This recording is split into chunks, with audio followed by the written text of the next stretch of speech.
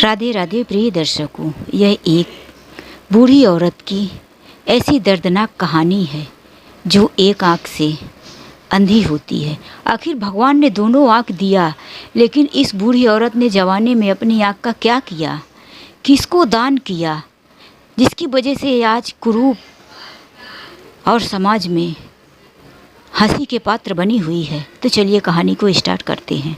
दादी, तुम ऊपर के कमरे में चली जाओ, कुछ ही टाइम के बाद हमारे दोस्त आने वाले हैं।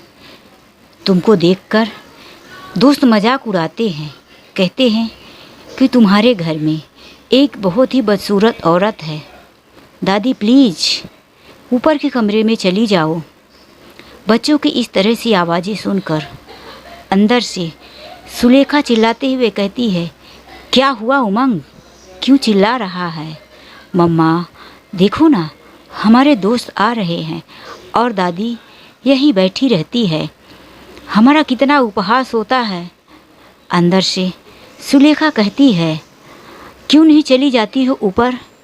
अम्मा, तुम तो हमारी इज्जत को मिट्टी में ही मिलाने पर पड़ी हो, क्यों लजवाती रहती हो हमें और हमारे बच्चों को?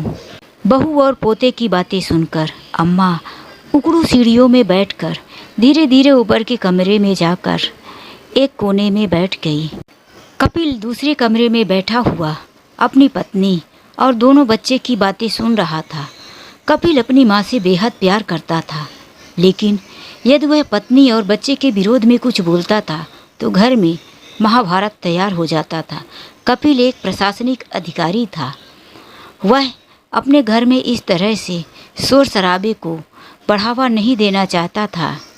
सम्मानित अधिकारी होने की वजह से यदि उसके घर से आवाज़ें आती तो आसपास के लोगों में उसका क्या सम्मान रह जाता। फिर भी वह अपनी माँ की इस तरह से अपमान को बर्दाश्त नहीं कर पाया और कमरे से बाहर आकर कहने लगा, क्यों बच्चों, माँ को इस तरह से क्यों परेशान कर रहे हो? बेचारी को कितनी मुसीबतों से सीढ़ियाँ चढ़कर ऊपर जाना पड़ा। कपिल अपने बच्चों को इस तरह से थोड़ा डांट ही रहा था। कपिल की पत्नी किचन से बाहर आई, कपिल पर ही बरस पड़ी, क्यों बच्चों को डांट रहे हो? कल हमारे घर कलेक्टर साहिबा आई थी, तुम्हारी माँ एक आँख से देख देख कर ना जाने क्या देहाती में बातें कर रही थी। वह तो मेरी तरफ देख देख कर मन ही मन में मुस्कुरा रही थी। कल हमारा कितना अपमान हुआ, तुम्हें पता है? तुम्हारी माँ की वजह से समाज में बड़े लोगों के बीच में उठना बैठना भी मुश्किल हो गया है। कपिल इन बातों को शांतिपूर्वक सुनता रहा, उसके पास कोई जवाब ना था। आखिर कपिल की शादी प्रशासनिक अधिकारी बनने के बाद एक अमीर और हाई फाई सोसाइटी के परिवार में हुआ था, जिनके अंदर बड़े बुजुर्गों गरीबों पर दया दृष्टि रखने की कोई रिवाज ही नहीं था, कोई संस्कार ही नहीं था। आखिर कपिल उन्हें समझाए भी तो क्या, उनकी पत्नी भी तो उसी हाई फाई सोसाइटी से थी जो गरीबों पर कभी दया नहीं करती थी। कपिल चुपचाप अपने कमरे में चला गया। ये सारी बातें माँ को भी ऊपर तक सुनाई दे रही थी। दूसरे दिन माँ ने कहा, कपिल बेटा, मेरा मन यहाँ शहर में नहीं लगता, तुम मुझे मेरे गांव में छोड़ दो, मैं वहाँ जाकर खुश रह लूँगी। कपिल ने कहा, माँ वहाँ तुम्हारी देख रेख करने के लिए कोई नहीं है, मैं तुम्हें वहाँ नहीं छोड़ सकता, किसके पास छोड़ूंगा? कपिल की पत्नी ने जब ये बात सुनी तो वह तुरंत बोल पड़ी, हाँ हाँ माँ ठीक ही कह रही है, माँ को गांव में छोड़कर आओ, और वैसे भी माँ को किसी चीज़ की वहाँ कमी नहीं होगी, हम वहाँ माँ की सुख सुविधाओं के लिए सारी चीज़ें उपलब्ध करा देंगे और माँ गांव के माहौल में खुली हवा पानी में स्वस्थ भी रहेगी। पत्नी के इतना दबाव देने पर कपिल दूसरे दिन अपनी माँ को गांव में ले जाकर छोड़ दिया। आने के टाइम कपिल बहुत रो रहा था, बहुत दुखी था, लेकिन मजबूर था। क्या करता? उसके घर में उसके पत्नी और बेटी के सामने उसकी माँ की कोई अहमियत नहीं थी। घर में कोई भी बड़े अधिकारी जब भी घूमने आते तो कपिल की पत्नी हमेशा यही कह दिया करती थी कि ये हमारे दूर के रिश्तेदार है, बहुत गरीब है, शुरू से हमारे यहाँ काम करती थी, लेकिन अब बीमार और कमज़ोर हो गई है, तो इंसानियत भी कोई चीज़ होती है, हम इसे कैसे भगा दें घर से। यही कहकर वाहवाही लूट लिया करती थी, लेकिन कपिल से ये बर्दाश्त नहीं होता कि खुद उसकी ही माँ को उसकी पत्नी नौकरानी बताए। कपिल घर आया। समाज और कामों के दबाव के कारण वह अपनी माँ को वहीं रखना उसके मन ने भी स्वीकार कर लिया। एक दिन उसके विदेश में रह रहे डॉक्टर अंकल जी का फ़ोन आया कि मैं इंडिया वापस आ रहा हूँ। कई वर्ष हो गए, कपिल के शादी में भी नहीं आए थे। कपिल ने जब यह बात अपने बच्चों और पत्नी को बताया, बच्चे भी बहुत खुश थे, क्योंकि विदेश से अंकल जो आ रहे थे उनके स्वागत की तैयारी की गई। जैसे ही अंकल घर पर आए, बहू ने पैर छुआ, बच्चों ने भी पैर छुआ, लेकिन अंकल की निगाहें तो अपनी भाभी को ही ढूंढ रही थी। उन्होंने कहा, कपिल, भाभी कहाँ हैं? तुम्हारी माँ कहाँ हैं?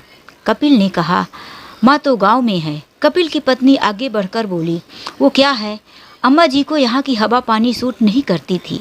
यहाँ पर मैंने बहुत उन्हें आराम देने की कोशिश की, लेकिन अम्मा यहाँ रह नहीं पाई, इसीलिए वो गांव में ही है। कपिल के चाचा ने कहा, ठीक है, हम लोग आज यहाँ रहेंगे और कल दूसरे ही दिन पूरे परिवार के साथ भाभी से मिलने जाएंगे। सब लोग गांव पहुँचे। घर में सन्नाटा पसरा हुआ था। कपिल की माँ एक चारपाई पे बुखार से तपती हुई पड़ी थी। आहट सुनकर बोलने लगी, कोई आया है क्या? मुझे एक गिलास पानी दे दो। कोई आया है क्या?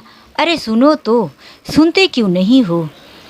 कपिल अपनी माँ की इस तरह से कपकपाती हुई आवाज़ सुनकर, एक गिलास पानी के लिए तड़पता हुआ सुनकर उसकी आंखों में आंसू आ गए और उसके विदेश से आए हुए अंकल के आंखों में क्रोध दिखने लगा। वो पास में जाकर चारपाई पर बैठे, भाभी कितना तेज बुखार है, कैसे तप रही हो? जल्दी से कपिल अपनी माँ के लिए पानी लेकर आया। अंकल कपिल की तरफ गुस्से से देखने लगे। कपिल, तुम्हारी हिम्मत कैसे हुई यहाँ अपनी माँ को अकेले छोड़कर शहर में ऐश आराम से रहने की? तुम कितने मतलबी हो गए हो?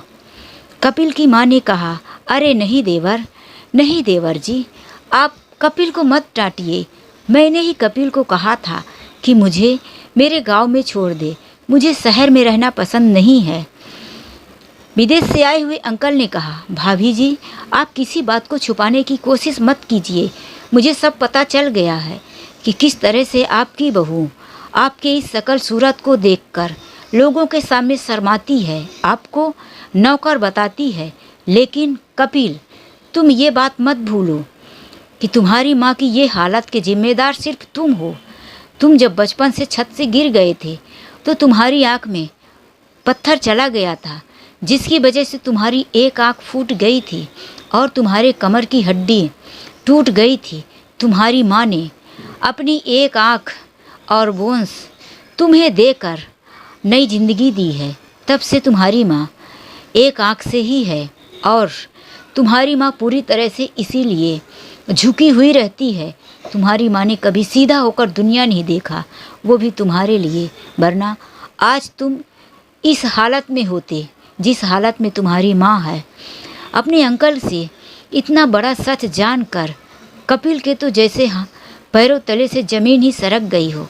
हाथ पैर कांपने लगे, जुबान लड़खड़ाने लगी।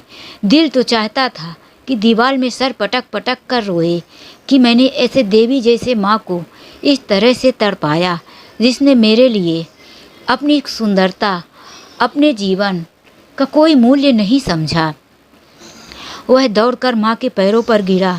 माँ, मुझसे बहुत बड़ी भूल हो गई। अब माँ, मुझसे बहुत बड़ी भूल हो गई। मेरे जैसे नालायक औलाद भगवान किसी को ना दे। आज के बाद मैं किसी और के साथ नहीं रहूँगा, सिर्फ मेरे साथ तुम रहोगी माँ। वह घृणित नज़र से अपनी पत्नी की ओर देखा। उसकी पत्नी भी अपने किए हुए पर शर्मिंदा थी।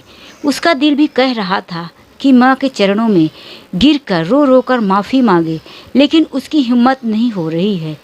माँ, यह बात को भाफ रही थी। उसने अपने बेटे को डांटते हुए कहा, तुम्हारी हिम्मत कैसे हुई इस तरह से मेरी बहू को कहने की? मेरी बहू कहीं नहीं जाएगी, बहू घर पर ही रहेगी, वरना मैं तुम्हें ही घर से निकाल दूंगी। इतनी बात सुननी थी कि बहू भी माँ के पैरों में जाकर गिर पड़ी। माँ, मैं तो माफ़ी मांगने के लायक भी नहीं हूँ, मैं पापी हूँ माँ। माँ, मुझे अपने इन चरणों में जगह दे दो। मैंने आपके दिल को नहीं देखा, मैंने आपके रूप को देखा। माँ, मेरी जैसे पापी बहू शायद ही संसार में कोई और होगी। माँ, मुझसे बहुत बड़ी भूल हो गई है, मैं तो माफ़ी मांगने के लायक भी नहीं हूँ। माँ, मुझे अपने इन चरणों में जगह दे दो, मुझे क्षमा कर दो माँ। माँ के दिल ने माफ़ कर दिया। आखिर माँ तो माँ होती है। बेटे और बहू दोनों को अपने सीने से लगा लिया। तो दोस्तों, कहानी यदि आप लोगों को थोड़ी सी भी अच्छी लगी हो तो लाइक ज़रूर करें।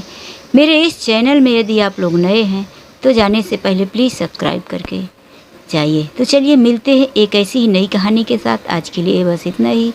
राधे राधे, जय श्री कृष्णा।